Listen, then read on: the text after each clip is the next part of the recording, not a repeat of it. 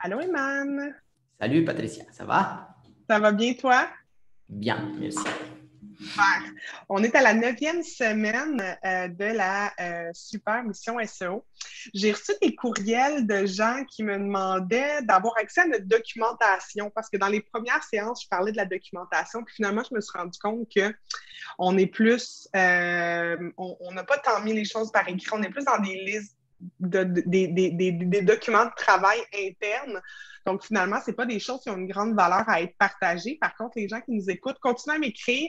Si vous voulez des précisions, continuez à m'écrire. Vos questions aussi m'aiguillent beaucoup sur ce que je vois que les gens comprennent, ce que les gens comprennent un petit peu moins, et aussi me donnent des idées de sujets pour de futurs Facebook Live et autres activités comme ça. Donc, continuez à m'écrire, mais pour ce qui est de la documentation, là, pour le moment, là, on n'a rien de très, très concret à vous donner. Vous êtes capable de bâtir à partir donc, de qu'est-ce qu'on s'est dit, là, de qu'est-ce qu'on vous a montré depuis le début. Aujourd'hui, on est à la 9e séance. On va parler de maillage interne, on va parler de cocon sémantique, qui est une stratégie qui peut être très intéressante, mais qui est un petit peu plus pour les plus gros sites et peut-être à plus long terme. On va parler de ça. La prochaine séance de travail, on va la faire avec Philippe Bussière, où là, on va s'intéresser à tout ce qui se passe sur le site une fois qu'on a réussi à amener les gens via le SEO, donc sur Google. Les gens sont sur notre site. Qu'est-ce qu'ils font? C'est quoi les call to action? C'est quoi les actions qu'on demande à poser aux gens? Donc, on est dans le user experience. Qu'est-ce que la personne vit une fois qu'elle est sur le site? Donc, comment rendre cette expérience-là la plus agréable possible. Donc, on va parler de ça avec Philippe. La semaine suivante, on va regarder le backlinking, donc des stratégies, des trucs pour avoir des liens qui sont de l'externe, qui pointent vers notre site à nous. Et par la suite, je pense qu'on va être rendu à la dernière séance. Je vais juste aller voir mes notes. Oui, exactement. Donc, la séance 12, la dernière séance, on va la faire à 4. Donc, avec toi, Eman, on va être avec Alexandra, évidemment notre cliente. On va être avec Julie, qui est la personne responsable, la designer graphique et webmess responsable de refaire le site d'Alex. Elle va être avec nous et moi-même. Donc, ça va être la séance 12. Donc, il nous reste 4 séances comme ça de travail. Donc, aujourd'hui, on va parler du maillage interne. Je ne sais pas si tu peux nous sortir un peu ta définition à toi de ce qu'est le maillage interne. Ouais. Voilà, donc ici, peut-être, puisque tu as évoqué que dans la 11e science, je pense qu'on va parler un peu du backlinking, etc.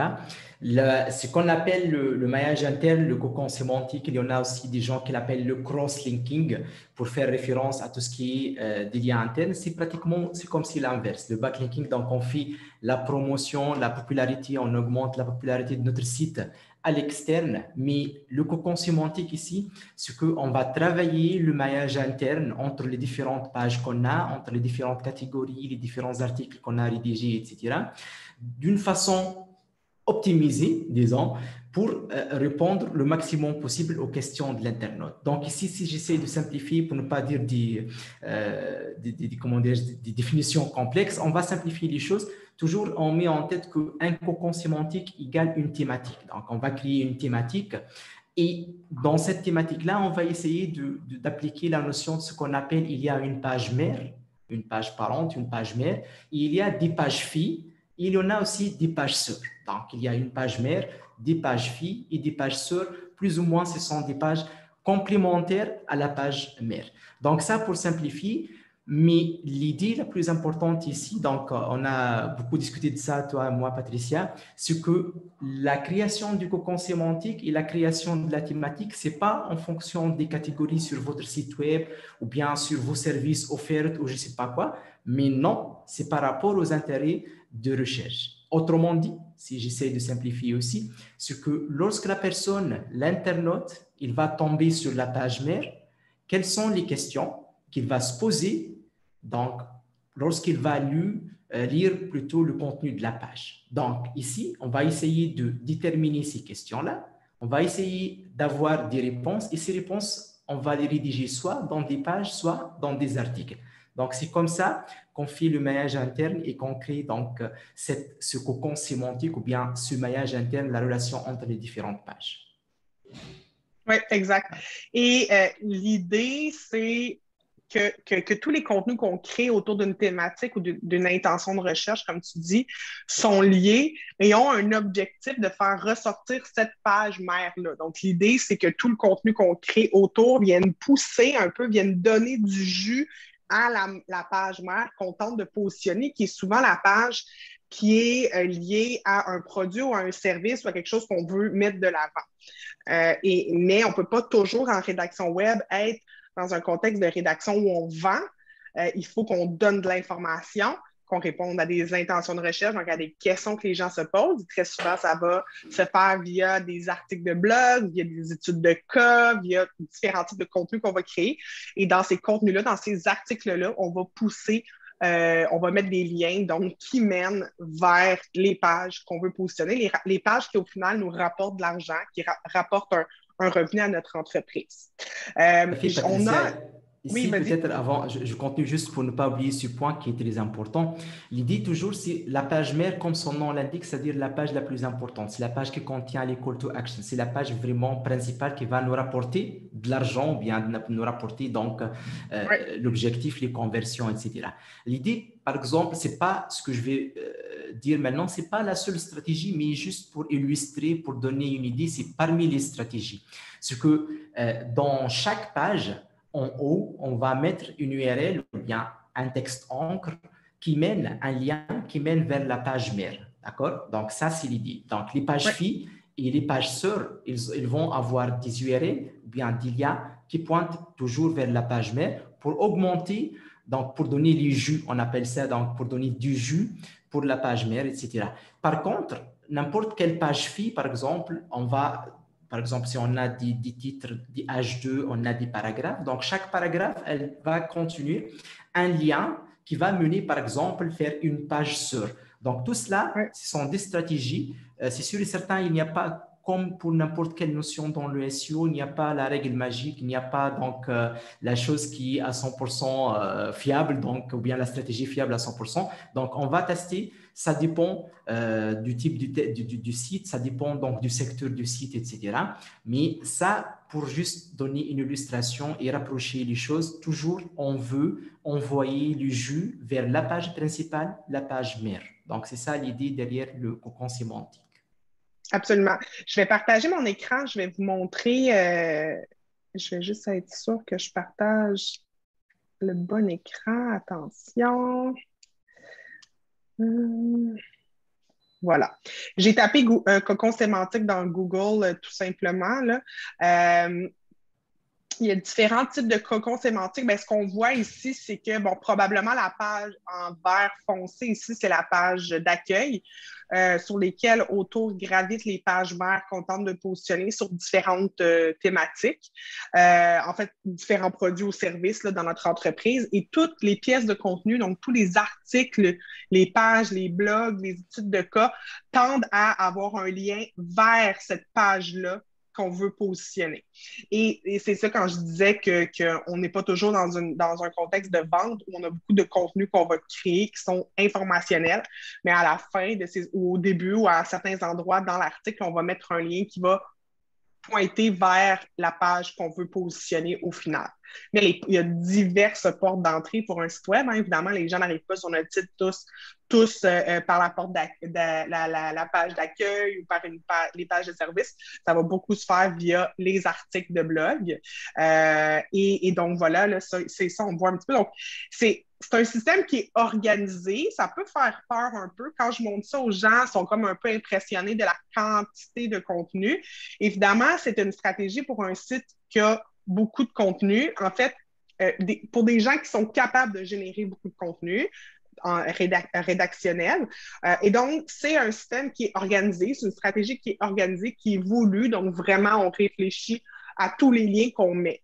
Par contre, si vous n'êtes pas rendu là encore, ça ne veut pas dire que vous ne pouvez pas créer du maillage interne qui est moins organisé, où les liens que vous faites sont plus naturels. Donc, c'est-à-dire, vous dites, bah, dans telle page, donc, par exemple, je vais aller sur mon site. Je n'irai pas dans la connexion. Donc, si je viens, par exemple, dans mes articles de blog, ben, je vais aller dans différents articles. disons, ici, j'ai un article sur le one-pager, bien, quelque part dans l'article, c'est sûr que j'ai des liens qui ont comme objectif. Il y en a que c'est, ça, vous voyez, c'est un lien interne. C'est un article où on parle du storytelling. Donc, ça ici, c'est un article sur comment créer un one-pager, une seule page qui scrolle vers le bas, qui défile vers le bas ou horizontal. Là. Mais j'ai des pages vers d'autres articles. Donc, on pourrait peut-être, je ne sais pas, toi, t'appellerais ça un lien vers une page sœur, en fait. C'est pas tant, on ne pointe pas vers la page du service, mais plutôt vers d'autres articles. On vient vraiment dire à Google que c'est un écosystème. Notre site est un écosystème qui fait partie du grand écosystème qui est le web. Et bien évidemment, à la fin de mon article, ça c'est Diane, notre merveilleuse rédactrice qui a écrit ça, bien évidemment, vous voulez en apprendre plus sur comment mettre en place. Bien là, j'amenais vers la page d'un webinaire, donc c'était pour une inscription. Là, je pourrais le changer justement parce que mon webinaire est terminé. Ou bien, j'amène vers créer votre site et qui est une page d'un de mes services, donc de création de site web. Donc, cet article-là me sert à générer d'autres liens à l'intérieur de mon site. Évidemment, je crée des backlinks pour d'autres parce que dans cet article-là, il y a évidemment les sources que Diane a utilisées lors de la rédaction. Mais là, sur les backlinks, on va en parler plus dans une prochaine séance. Oui, tout à fait. Ici, peut-être, Patricia, il y a un exemple qui illustre bien aussi l'idée, c'est que prenez toujours l'exemple d'un site e-commerce lorsque vous allez acheter un produit, donc, et puis lorsque vous allez passer la commande plus ou moins dans le process, dans les dernières étapes, et hop, en bas, qu'est-ce que vous allez trouver? Vous allez trouver ce qu'on appelle les produits en lien, ou bien les gens qui ont, voilà, la liste des produits que les gens ont achetés en complément avec les autres produits, genre comme ça. Donc, les propositions, ils ne viennent pas comme ça parachuter. Donc, c'est sûr et certain, ils ont une relation avec le produit principal que vous avez acheté. Donc, mettre donc cette stratégie en tête, ça peut rapprocher aussi ce qu'on appelle le cocon sémantique. Mais ici, si on revient peut-être donc au site le mot pour vendre et on veut essayer vraiment de donner un exemple concret. Donc, ici, prenons, puisque donc Alexandre, elle fait des formations, etc.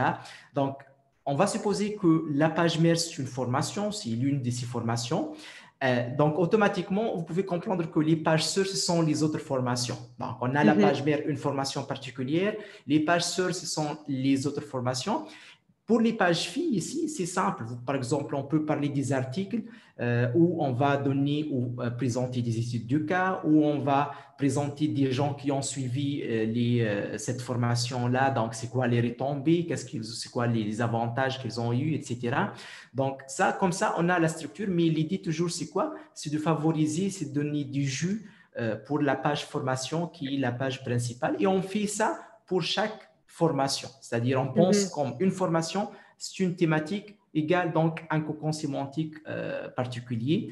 Et toujours, j'insiste bien que pour bien comprendre et pour bien appliquer le cocon sémantique, toujours penser aux intérêts de recherche de l'internaute lorsqu'il va tomber sur une page ou bien sur la page mère.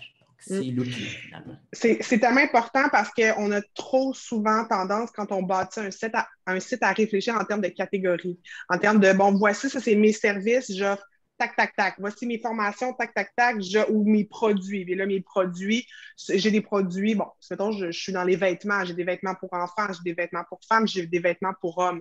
Donc, ça, quand on classe, évidemment, une boutique en ligne, c'est sûr qu'on fonctionne de cette manière-là. Quand on crée des contenus, il faut vraiment y aller avec l'intention de recherche. Qu'est-ce que la personne cherche? Et là, on est vraiment dans des stratégies de mots-clés de longue traîne où on va avoir un public qui est beaucoup plus qualifié, qui est beaucoup plus précis dans sa recherche et donc qui a beaucoup plus de chances que cette personne-là soit convertie en client.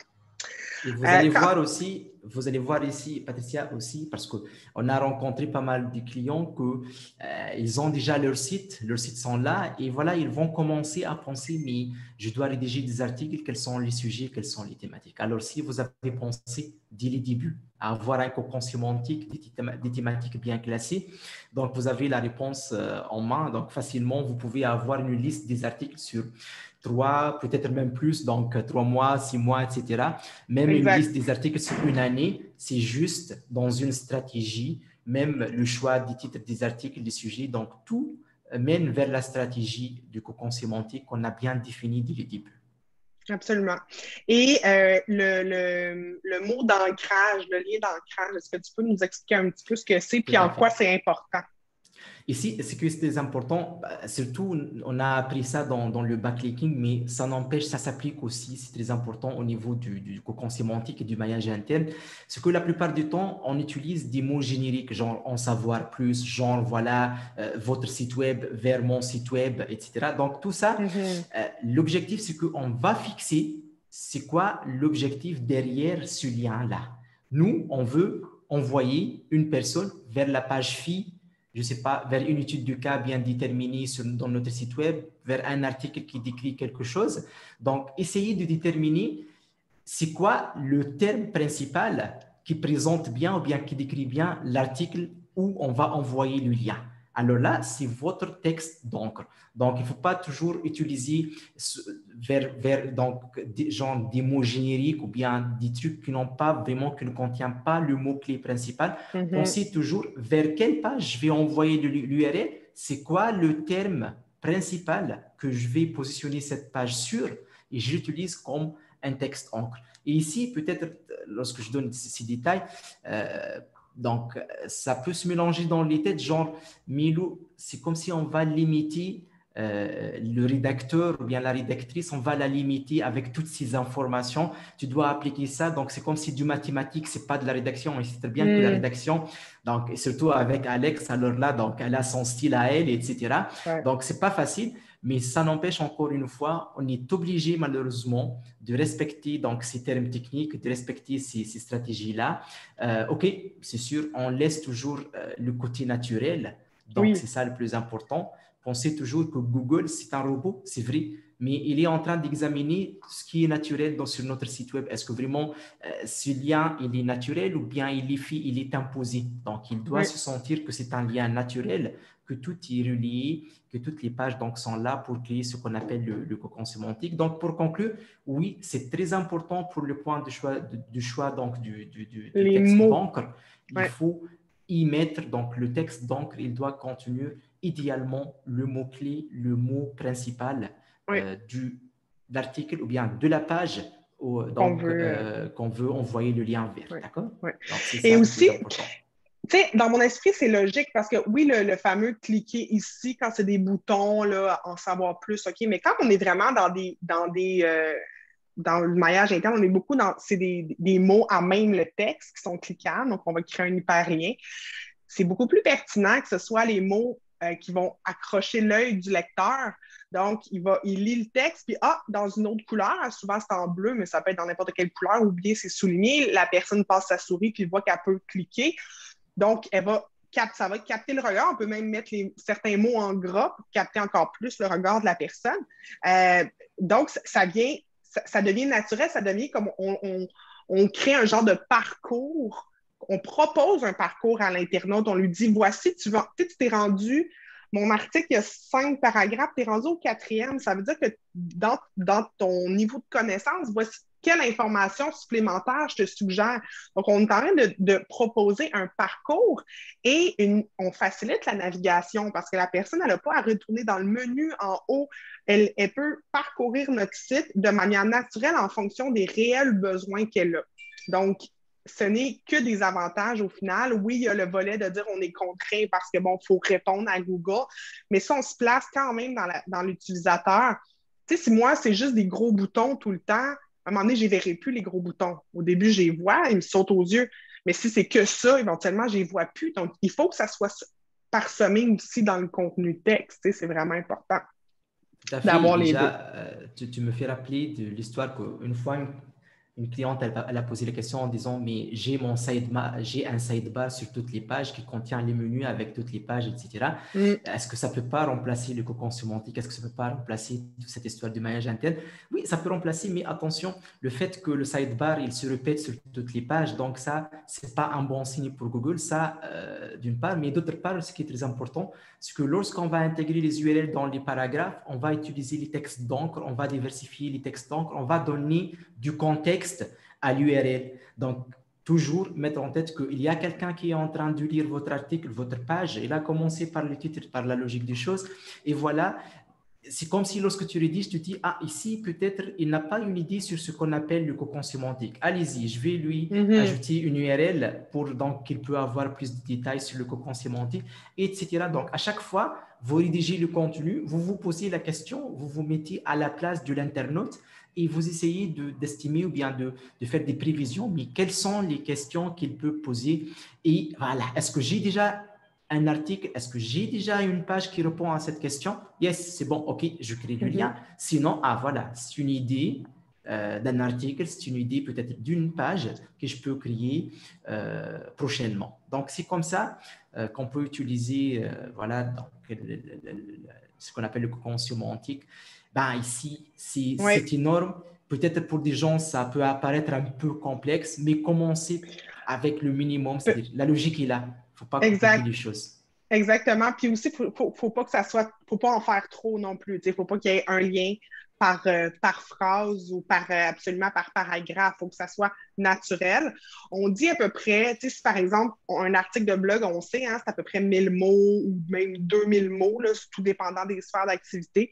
Mais on peut peut-être être autour d'une 10-15 liens, que ce soit des liens qui mènent vers d'autres sites, que ce soit des liens internes. Il n'y a pas de formule magique, mais autour d'une 10-15 peut-être pour des articles de 1000 mots à 2000 mots. Mais il faut que ça soit naturel. Mais aussi, c'est que c'est un work in progress, c'est que ça n'arrête jamais. Notre stratégie de maillage interne, elle ne s'arrête jamais. Dès qu'on a du nouveau contenu, il faut se demander, OK, j'ai un nouvel article de blog. Il va parler de quelle autre page, il va parler de quel autre article. Et les autres articles que j'ai déjà, les autres pages que j'ai déjà, je vais peut-être devoir retourner dedans pour faire des liens aussi vers cette nouvelle pièce de contenu-là qui vient d'être créée. Donc, c'est en continu, comme le SEO, hein, comme le référencement naturel, c'est un travail qui est en continu. Ben, une stratégie de netlinking, de maillage interne fait partie d'un travail en continu. C'est pour cela, toujours, il faut avoir l'œil sur l'architecture globale de chaque thématique, de chaque cocon sémantique, parce que tu as évoqué un point très important, c'est que avec l'ajout d'un nouveau article, avec l'ajout d'un nouveau contenu, il faut aller réviser, mais y a-t-il d'autres articles qui sont en relation? Donc, c'est l'histoire des pages feed, des pages SEO. Donc, il faut avoir toujours cette architecture, comme l'image que tu nous as montrée donc, tout à l'heure. Il faut avoir cette architecture super claire. Et comme j'ai dit, c'est vraiment l'idéal. L'idéal, c'est qu'on a une stratégie dès le début, mais ça n'empêche, peut-être vous avez un site qui est déjà en ligne, vous avez un site avec un contenu, peut-être des dizaines ou bien des centaines des articles, mais vous n'avez pas pensé à bien optimiser le cocon sémantique de ces articles-là. Ouais, c'est le moment pour aller prendre une partie et voilà, appliquer donc cette stratégie et faire le maximum possible pour bien optimiser votre maillage interne. Donc, c'est ça. Absolument, absolument. Donc voilà, c'était notre sujet d'aujourd'hui, le maillage interne. Si vous avez des questions, écrivez-nous évidemment. Ce qui est merveilleux avec le maillage interne, c'est qu'on a le plein contrôle. On ne dépend pas de personne, dans le sens que comme une stratégie de netlinking où on va demander à d'autres sites de pointer vers notre site, mais on ne sait pas. Ils vont peut-être refuser, ils vont peut-être mettre le lien, peut-être que le lien va disparaître dans un mois, 2 mois. Là, c'est qu'on a le plein contrôle, donc il n'y a aucune raison que vous ne mettiez pas en place ce type de stratégie-là. Donc, je te remercie beaucoup, Eman, pour cette séance de travail, puis on se revoit la semaine prochaine. À la prochaine. Bye bye. Bye!